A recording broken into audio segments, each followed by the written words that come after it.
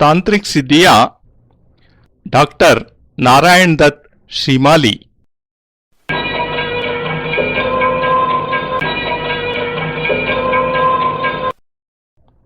कथन। मुझे प्रसन्नता है, यह एक ऐसा ग्रंथ है जिसकी विषय वस्तु सर्वथा मौलिक और अप्रकाशित है तथा वे साधनाएं तथा सिद्धियां जिनके बल पर भारत संपूर्ण विश्व का सिरमौर कहा जाता है, प्रत्येक साधक की इन सिद्धियों को प्राप्त करने की लालसा रहती है। वे सिद्धियां स्पष्ट रूप में इस पुस्तक के माध्यम से पहली बार प्रकट हो रही है। सिद्धियों और साधनाओं का विवरण स्पष्ट रूप से दिया गया है। इस संबंध में जो भी पत्र मुझे प्राप्त हुए, मैंने बिना उसमें संशोधन किए उन पत्रों को इस पुस्तक में स्थान दिया है। अतः इन सिद्धियों की जो साधक साधना करना चाहे, वे अपने विवेक और इच्छा के अनुसार इनसे लाभ उठा सकते हैं। साधना एक कठिन कार्य है।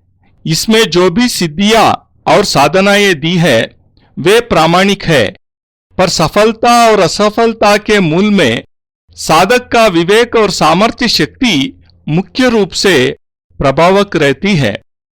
यदि साधक किसी साधना में असफल होता है तो यह उनके अपने विवेक और सामर्थ्य शक्ति की न्यूनता ही कही जा सकती है।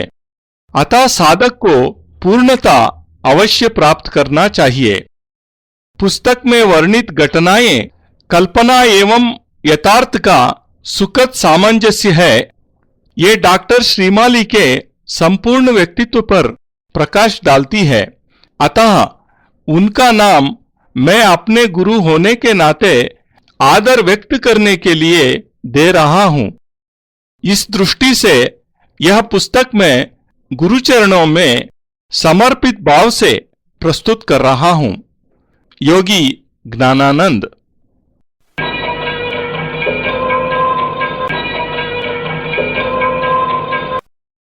Preface.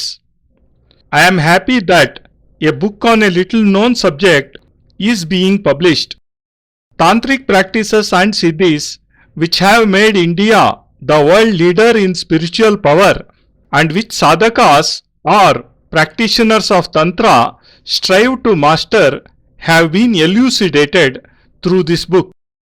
The details of the siddhis and sadhanas have been given here lucidly. I have reproduced here, unedited, all the letters related to the subject that I was able to obtain. Therefore, neither the publisher nor the author or compiler is responsible for the success or failure of these siddhis. Sadhakas, desirous of practicing them, may use their own judgment and wisdom. Sadhana is a difficult pursuit.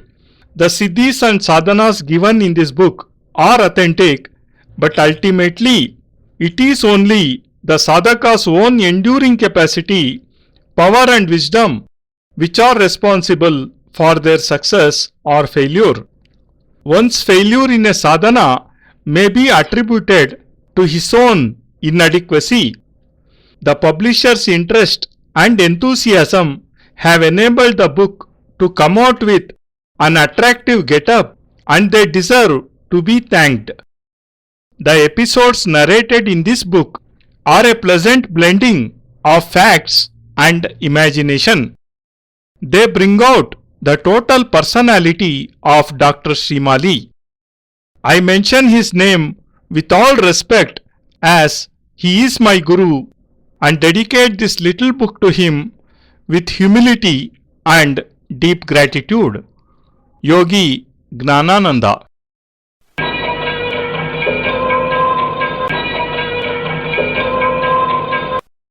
The Power of Tantra by Dr. Narayan Dutt Shrimali.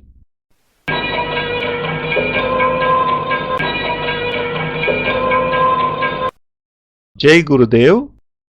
Welcome to all sadhakas, shishyas and lovers of Tantra, the ancient spiritual discipline related to the power of Shakti, the female principle of creation by Paramapujya Gurudev Paramahams Yogiraj Swami Nikleshwaranand Ji, also known as Dr. Narayan Dutt Shrimali. Foreword is given by Pujaniya Burbua Babaji, who is a spiritual saint and an accomplished tantric with a worldwide reputation. He is highly respected in the spiritual as well as tantric circles.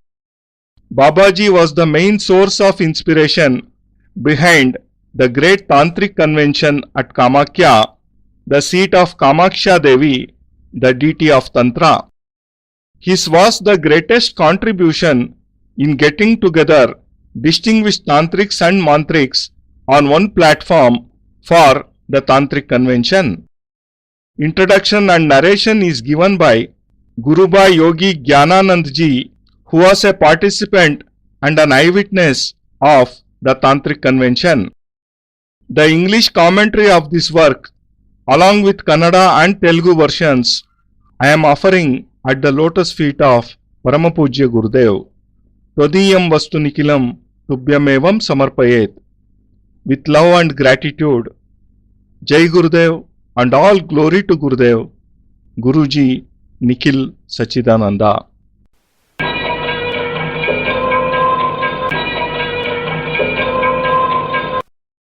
Doctor Narayan Dutt Shrimali एक परिचय।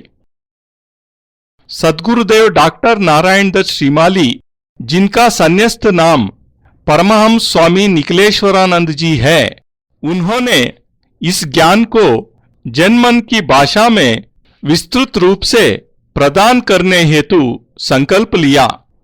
अपने जीवन की 65 वर्षों की यात्रा में मानव मात्र के लिए उन्होंने ज्ञान का अमूल्य भंडार खोल दिया, क्योंकि उनका कहना था कि ज्ञान ही शाश्वत है। इस संकल्प की पूर्ति हेतु पूज्य श्री ने पूरे भारतवर्ष का भ्रमण किया और उन अज्ञात रहस्यों की खोज की जिनके कारण मानव जीवन परिष्कृत और मधुर बन सकता है। संसार में रहकर सांसारिक जीवन को भी पूर्णता के साथ जिया, क्योंकि उनका यह सिद्धांत था कि गृहस्थ जीवन की समस्याओं के पूर्ण ज्ञान हेतु गृहस्थ बनना भी आवश्यक है। अनुभव प्राप्त करके ही शुद्ध ज्ञान प्रदान किया जा सकता है। उनके द्वारा रचित सैकड़ों ग्रंथों में मनुष्य के जीवन में त्रास को मिटाकर संतोष और तृप्ति प्रदान करने की भावना ही निहित है। इसी क्रम में उन्होंने मंत्र शास्त्र, तंत्र शास्त्र, सम्मोहन विज्ञान, ज्योतिष, हस्तरेखा शास्त्र, आयुर्वेद इत्यादि को वैज्ञानिक एवं तार्किक रूप से भी स्पष्ट किया। इसी क्रम में उन्होंने सन 1981 में मंत्र तंत्र यंत्र विज्ञान मासिक पत्रिका प्रारंभ की, जिसके माध्यम से सारे रहस्यों को स्पष्ट किया। इस ज्ञान प्रदीपिका ने मानो भारतीय सांस्कृतिक मूल्यों की धरोहर स्थापित कर दी है। यह पत्रिका ज्ञान का वह भंडार है जो मानव जीवन के प्रत्येक पहलू से संबंधित सभी समस्याओं के समाधान प्रस्तुत करने के साथ साथ जीवन को ऊर्ध्वमुखी गति प्रदान करने की दिशा में क्रियाशील बनाने का सार्थक प्रयास है।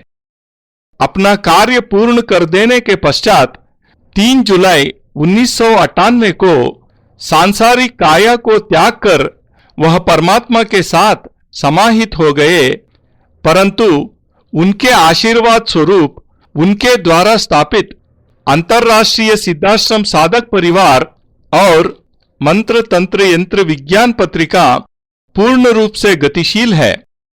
उनका प्रदान किया हुआ ज्ञान ही इसका आधार है और ज्ञान की इस अजस्र गंगा में लाखों शिष्य सम्मिलित है। Nandkishore Shrimali.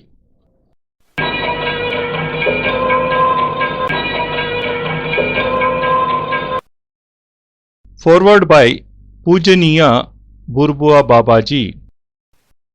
Yogi Jnanananda showed me the letters related to Dr. Narayan Datta Srimali's life. He wished them to be published. The letters selected by him from the collection are indeed significant since they reflect the personality of Srimali ji. I feel that these letters should have been published much earlier as they not only transcend time but will also be a source of inspiration to those engaged in sadhana, that is, tantric practices. Through them they will experience a new surge of energy within themselves and will get renewed vigor and courage to go ahead on their chosen path. I am familiar with the many facets of Srimali ji's personality.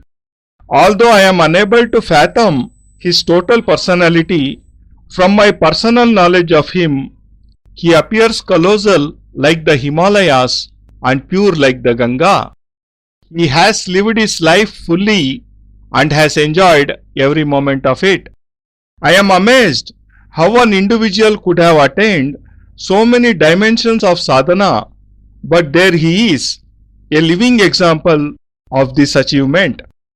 He has elucidated the original form of Vedic mantras and through their basic sounds transports us back to the era of their creation. He got these original sounds recorded on tape, and this in itself is a monumental work. These tapes are worth preserving for the coming generations. From these they will know how sages recited the Vedas in ascending and descending notes, leaving an indelible impression on the mind. Being a disciple of Sarvashrestha Yogiraj, Sri Sachidananda, is the greatest honor and good fortune today, and this honor belongs to Srimali ji. Yogiraj is one of the founders of the Siddhashrama, and the entire world is indebted to him today. For sadhakas, practitioners like us, it is a rare good fortune even to be able to have a glimpse of him. The fact that Srimali ji is his disciple speaks of his extraordinary personality. He is the favorite disciple of Sachidananda ji, and in him we have found the very embodiment of the mantras. Yogi Jnanananda has given here vignettes of the Tantric convention held at Kamakhya. The rare and difficult sadhana performed by Srimali ji at the convention was unique. I was already familiar with the Tantric aspect of him, and it would be no exaggeration to call him the modern Gorakhnath. I do not find myself competent enough to write about him. Although I am older in age, one superior in knowledge is Jnanavruddha, ripe in wisdom. I therefore pay my homage to him. The troubles and travails he has gone through in his life are tremendous. He has tried to make every moment of his life meaningful. He has not lived just for the sake of living. In Tantrism, he has been able to come close to persons like Trijata Agori. This is not of little significance. I am aware of Srimali ji's temperament. He is a shy person. He does not like to talk about himself, nor does he like to hear his praises. If, however, these letters do not get published, it would amount to depriving the practitioners of Tantra of something valuable. Along with these letters, others related to rare sadhanas are being published here. From these, one learns that if sadhana is done the proper way, it undoubtedly yields results. Practitioners can benefit from these too. Srimali ji is active even today and is happy bestowing his knowledge on his disciples. This is evident from his letters. My feelings towards him or of humility, and I pray to God to grant him a long family life to enable the society to benefit from him. May he live long and continue to inspire us. Burbua Baba.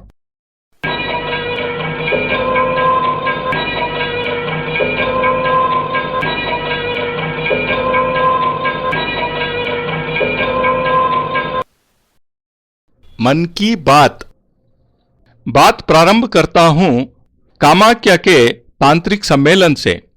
इस सम्मेलन की काफी कुछ चर्चा हम लोगों के बीच थी, विशेषकर जो तंत्र में विश्वास रखते थे या तांत्रिक क्रियाएं जानते थे, उनके लिए यह एक अभूतपूर्व अवसर था, जबकि तंत्र की आराध्या कामाख्या स्थान पर तांत्रिक सम्मेलन होने जा रहा था। यद्यपि इसकी चर्चा पत्र पत्रिकाओं में नहीं थी, परंतु तंत्र के जानने वालों के लिए यह सूचना अनुकूल थी और इसमें भारत के ही नहीं, कुछ विदेशों के भी तांत्रिकों के भाग लेने के बारे में समाचार सुनने को मिले थे। यह भी सुना था कि इसमें पूरे भारत से विशिष्ट तांत्रिक भाग लेंगे और उन तांत्रिकों के भाग लेने के भी यह शर्त थी कि इसमें केवल वे ही तांत्रिक भाग ले सकते हैं जो कि 10 महाविद्याओं में से कोई एक महाविद्या सिद्ध की हो। तंत्र की क्षेत्र में ये काफी ऊंचे स्तर की बात होती है। यह शर्त इसलिए रख दी थी जिससे कि विशिष्ट तांत्रिक ही भाग ले सके, सामान्य तांत्रिकों से प्रांगण भर जाए और व्यर्थ में ही समय बीत जाए। आयोजक ऐसा नहीं चाहते थे। यह आयोजन ना तो राजनीतिक स्तर पर था और ना सामाजिक स्तर पर। इसके पीछे ना किसी सेठ साहूकार का धन था और ना कौतूहल आदि। इसका एकमात्र उद्देश्य यही था कि बदलते हुए परिवेश में तांत्रिकों से समाज को क्या योगदान हो सकता है और समाज उनसे किस प्रकार से लाभ उठा सकता है।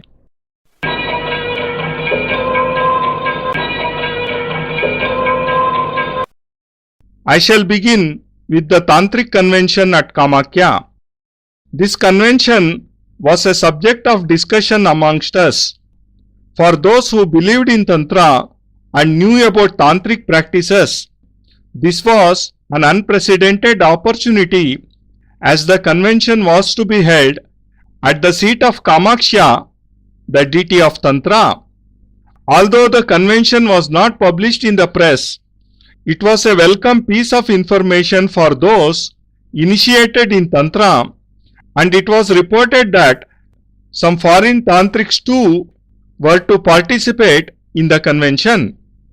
It was said that distinguished tantrics from all over India would be participating in the convention, but only those who had mastered at least one of the 10 Mahavidyas, great skills, would be permitted to participate. Now for Tantra, this is a high standard to achieve. This precondition was laid down so that only very distinguished tantrics would participate. The organizers did not wish the place to be overcrowded by novices and precious time wasted. This convention was neither a political one nor a social occasion. It was not funded by big businessmen, nor was mere curiosity the motivation. The only objective was to explore the possible contribution that could be made by tantrics in the changing social conditions and find the ways in which they could benefit the society. Moreover, it was also the intention to find out how many expert tantrics existed in the country. The media employed to achieve this purpose reached tantrics and yogis living in the distant Himalayas. By tantrics, I do not mean only practicing tantrics, but also those who had mastered the mantra shastra. In other words, this convention was aimed as an interaction between great mantra shastris, masters of mantras, and tantra shastris, masters of tantra. The matter had been under consideration for a year. We were waiting eagerly for the inauguration of the convention. It was a 10-day affair, and all those distinguished in this area had been contacted. Happily, most of the invitees had consented to attend. Included among these were Pagala Swami, Swami Chaitanya Murti, Krupalu Swami, Baba Bhairavnath, Swami Pret Baba, Agori Girijananda, Agori Karparanand Bharati, and Trijata Agori. I had heard of these great personalities millions of times. They had become legends associated with great miracles. A get-together of such tantrics, mantriks, and agoris was a great wonder for us. The consensus was to gather left and right-wing experts in sadhana at one place to demonstrate their siddhis, ways and means of overcoming the obstacles in achieving them, and in what way they could benefit common people were to be the subjects of discussion at this convention.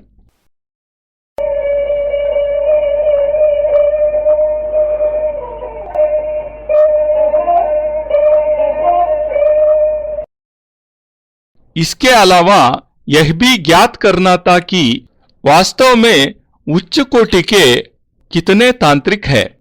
इसके लिए उन माध्यमों को चुना था जिनका संपर्क सुदूर हिमालय स्थित योगियों से और तांत्रिकों से भी था। यहां जब मैं तांत्रिक शब्द का प्रयोग कर रहा हूं तो इसका तात्पर्य केवल तांत्रिक ही नहीं अपितु मंत्रशास्त्र के जानने वाले व्यक्तियों या विद्वानों से भी है। मेरे कहने का तात्पर्य यह है कि इस सम्मेलन में उच्च कोटि के मंत्रशास्त्री और तंत्रशास्त्रियों को बुलाना था और परस्पर विचार विमर्श करना था। साल भर से इसके बारे में चर्चा चल रही थी और हम सब लोग इसमें भाग लेने के लिए उत्सुक थे। अधीरता से उस तारीख की प्रतीक्षा कर रहे थे जब यह तांत्रिक सम्मेलन होना था। कुल 10 दिन का यह सम्मेलन था और उन सभी तांत्रिकों से संपर्क स्थापित किया जा चुका था जो इस क्षेत्र में विशिष्ट थे या अति विशिष्ट थे। इसके साथ ही साथ उन मंत्रशास्त्रियों या मंत्र के जानने वालों और विद्वानों को भी बुलाया था जिन्होंने उस क्षेत्र में अभूतपूर्व कार्य किया हो, मंत्रों के माध्यम से जो कुछ भी करने में समर्थ हो। उन सभी योगियों और साधकों से संपर्क किया जा चुका था जिन्होंने अपने जीवन का बहुत बड़ा हिस्सा उस विशिष्ट साधना में बिताया हो, और यह प्रसन्नता की बात थी कि भारत के अति विशिष्ट मंत्र मर्मज्ञों और तांत्रिकों ने भाग लेने की स्वीकृति दी थी। इनमें पगला बाबा, स्वामी चैतन्य मूर्ति, कृपालु स्वामी, बाबा भैरवनाथ, स्वामी प्रेत बाबा, अगोरी गिरिजानंद, अगोरी करपरानंद भारती, त्रिजटा अगोरी आदि कई ऐसी विशिष्ट विभूतियां थी जिनके बारे में लाखों करोड़ों बार सुना था। इनके साथ आश्चर्यजनक कहानियां जुड़ी हुई थी जो विशिष्ट सिद्धियों के स्वामी थे। इस प्रकार के तांत्रिकों, मांत्रिकों और अघोरियों का सम्मेलन एक स्थान पर हो, यह हम जैसों के लिए आश्चर्यजनक था। इस सम्मेलन में निर्णय यही था कि इसमें वाम मार्गी और दक्षिण मार्गी साधना से संपन्न साधक एक स्थान पर एकत्र हो और अपनी सिद्धियों का प्रदर्शन करे।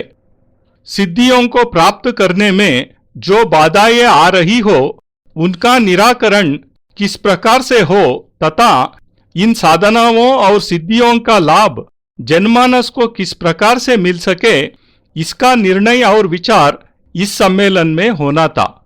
इसके अलावा पिछले 5000 वर्षों में यह पहला अवसर था जबकि इस प्रकार के अति विशिष्ट योगी, साधक, तांत्रिक और मांत्रिक एक स्थान पर एकत्रित हुए।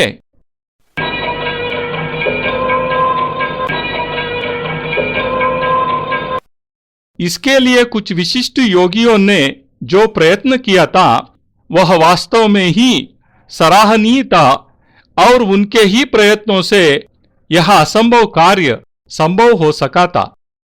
उनके प्रयत्नों से ही सुदूर हिमालय स्थित साधकों से संपर्क हो सका था और उनको उस सम्मेलन में भाग लेने के लिए तैयार किया जा सका था।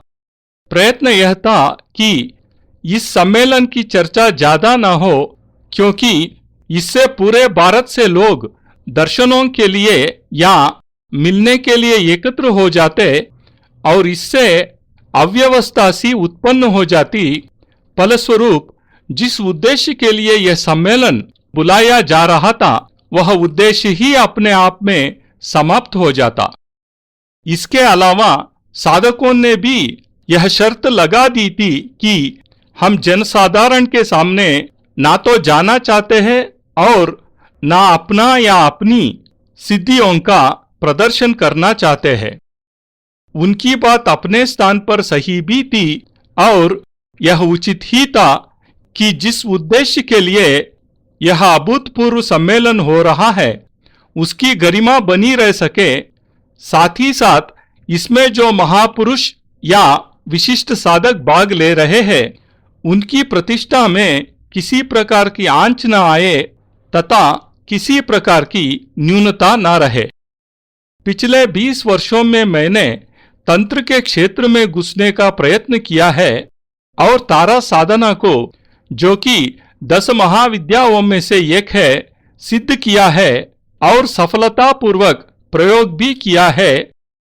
इससे मैं अपने आप को कुछ समझने लग गया था, अपने आप को बहुत कुछ समझने लग गया था, परंतु इस सम्मेलन में भाग लेने पर ज्ञात हुआ कि मैं कुछ भी नहीं हूं, या यूं कहूं कि भाग लेने वाले साधकों के पास जो सिद्धियां हैं उनके सामने मैं नगण्य हूं, धूल के कण जितना भी मेरा महत्व नहीं है। यदि मैं सैकड़ों वर्षों तक उनके चरणों में बैठकर ज्ञान प्राप्त करूं तब भी उनकी ताह नहीं पाई जा सकती। इस तारा साधना की कड़ी परीक्षा देने के बाद ही मुझे इस सम्मेलन में भाग लेने की अनुमति मिली थी। मैं सोचता हूं कि पिछले 20 वर्षों में भी मैं जो नहीं जान सका था वह इस सम्मेलन में जान पाया। यह मेरे पूर्व जन्म और इस जन्म का पुण्य प्रभाव ही था जिससे कि मैं इस सम्मेलन में भाग लेने का अधिकारी माना गया। यह मेरी पीढ़ी का सौभाग्य है कि इस पीढ़ी में इस प्रकार का अभूतपूर्व सम्मेलन हो सका और हम अपनी आंखों से इस सम्मेलन को देख सके। वह मेरे पुण्यों का उदय था जिससे कि मैं उन विशिष्ट साधकों को देख सका जिनके दर्शन ही दुर्लभ है। यदि तंत्र और मंत्र इस देश में जीवित है तो केवल इस प्रकार के विशिष्ट साधकों के बल पर ही। ये साधक नहीं, मंत्र तंत्र के जीवंत रूप है।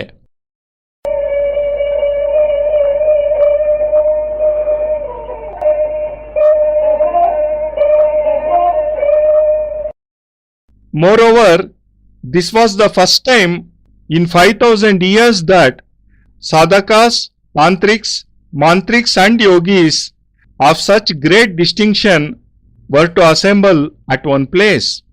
The efforts made by some yogis in this direction were indeed laudable. It was only due to their efforts that the impossible had been achieved. Yogis in remote spots in the Himalayas could be approached and persuaded to attend the convention. Efforts were made not to over-publicize this convention and to keep away onlookers and curious spectators from thronging the place. This could have led to chaos, and the very objective of the convention would have been defeated. Moreover, the sadhakas had to be assured that They would not be expected to appear before common people and demonstrate their siddhis. They were right in their own way, and it was only proper that the dignity of this extraordinary gathering was maintained and the prestige of the distinguished participants suffered in no way.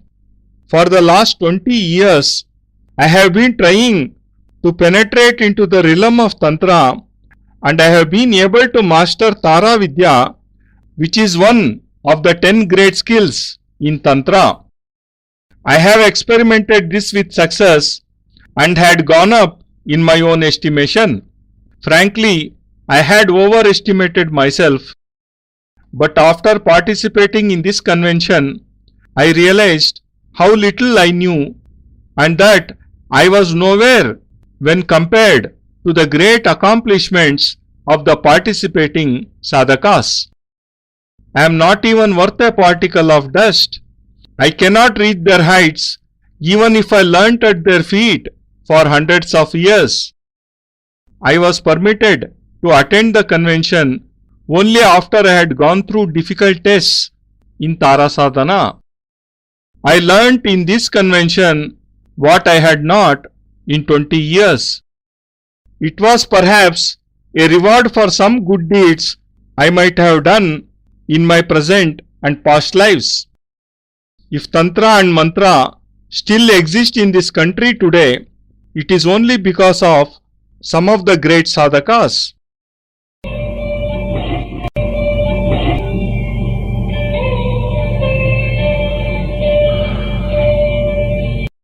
नारायणोत्वं निखिलेश्वरोत्वं माता पिता गुरु आत्मा त्वमेवं ब्रह्मा त्वं विष्णुरुद्रा त्वमेवं सिद्धाश्रमो त्वं गुरुवं प्रणम्यं त्वमेव माता च पिता त्वमेव त्वमेव बन्धुश्च सखा त्वमेव त्वमेव विद्या द्रविणं त्वमेव त्वमेव सर्वं मम देव देवा।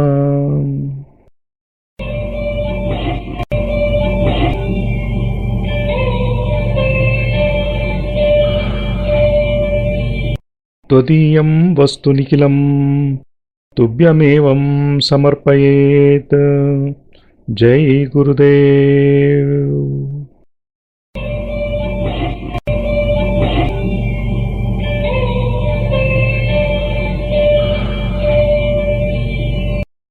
परम पूज्य गुरुदेव योगिराज स्वामी ನಿಖಿಲೇಶ್ವರಾನಂದ ಜಿ ಮಹಾರಾಜರ ಪವಿತ್ರತಮ ದಿವ್ಯ ಚರಣಾರವಿಂದಗಳಲ್ಲಿ ಸಪ್ರೇಮಪೂರ್ವಕ ಸಮರ್ಪಣೆ ಈ ಭಾವಾನುವಾದ ಅತ್ಯಂತ ಕೃತಜ್ಞತಾಪೂರ್ವಕವಾಗಿ ಗುರೂಜಿ ನಿಖಿಲ್ ಸಚ್ಚಿದಾನಂದ